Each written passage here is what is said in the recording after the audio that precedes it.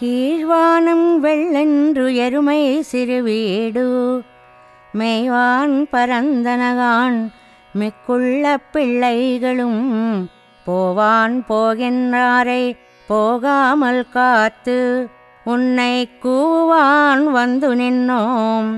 கோதுகலமுடைய பாவாய் எழுந்திராய் பாடிப்பறை கொண்டு மாவாய் பிளந்தானை மல்லரை மாட்டிய தேவாதி தேவனை சென்று நாம் சேவித்தால் ఆవావెన్నారాయందరులేలోరెంబావాయ్.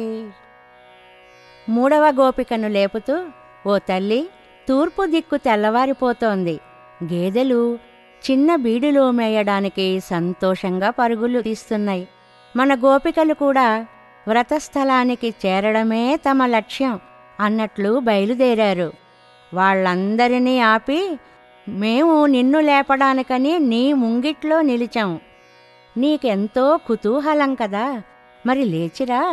మనం శ్రీకృష్ణుని గుణాలను కీర్తించాలి, వ్రతం మొదలు పెట్టాలి.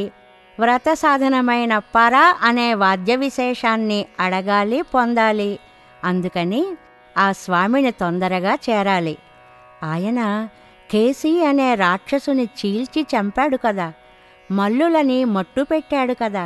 దేవాది దేవుడైన ఆయన దగ్గరికి మనమే స్వయంగా చేరి సేవిస్తే, అయ్యయ్యో మీరే వచ్చారా అని బాధపడి మన బాధలను పోగొట్టాలని మన్ని తప్పక కటాక్షిస్తాడు తల్లి. అందువలన తొందరగా లేచి రా రా అంటూ త్వరపెట్టింది ఆండాళ్ తల్లి.